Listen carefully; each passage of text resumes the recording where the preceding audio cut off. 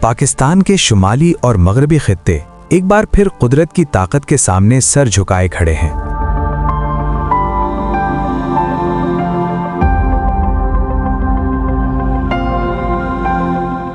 معلم جبہ، زیارت، گلیات، وادی نیلم، کمراٹ، مری، چترال اور بلوچستان کے پہاڑی علاقے، جہاں برف نے حسن بھی بکھیر دیا اور زندگی کو منجمد بھی کر دیا۔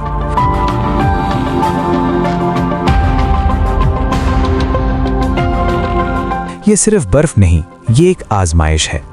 معلم جبہ میں 3 فٹ سے زائد، زیارت میں 1 فٹ سے زیادہ برف، گلیات، نتھیا گلی اور ٹھنڈیانی میں 1 فٹ تک برف باری، کمراٹ اور گلیات کی تمام شاہراہیں بند، 5 دن سے بجلی معطل، خوراک اور ادویات کی قلت، اور شہری گھروں میں محصور۔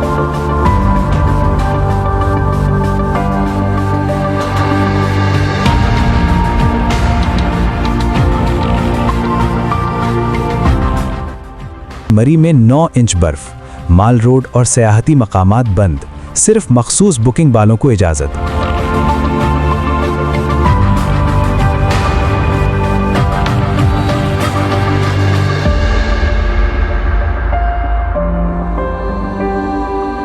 بالائی وادی نیلم میں 6 فٹ سے زائد برف، 5 سالہ ریکارڈ ٹوٹ گیا، بجلی، مواصلات اور معمولات زندگی سب درہم برہم۔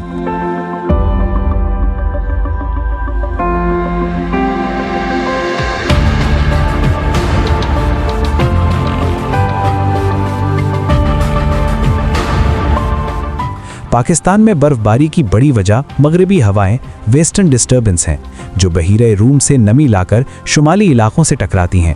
موسمیاتی تبدیلی نے ان نظاموں کو مزید شدید بنا دیا ہے۔ جہاں کبھی ہلکی برف پڑتی تھی،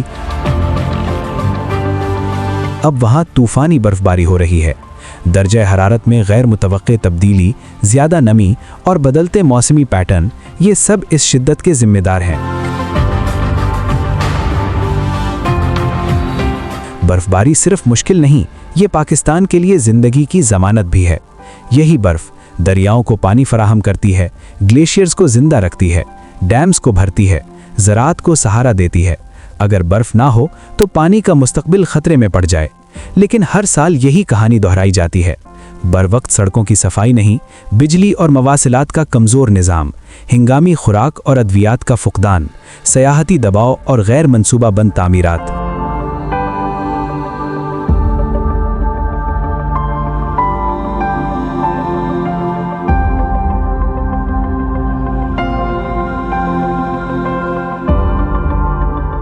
یہ قدرتی آفت نہیں، یہ منصوبہ بندی کی کمی ہے۔ اب وقت ہے کہ ہم رد عمل سے نکل کر تیاری کی طرف جائیں۔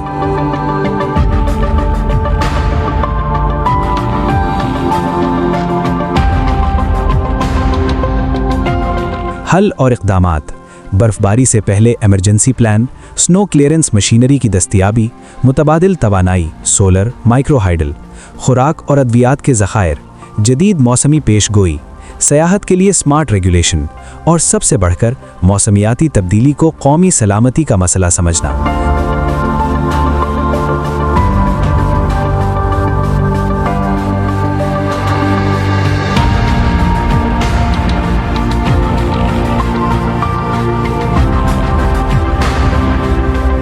برف خاموش ہوتی ہے، لیکن اس کے پیغامات بہت گہرے ہوتے ہیں۔ یہ ہمیں خبردار بھی کرتی ہے اور سنبھلنے کا موقع بھی دیتی ہے۔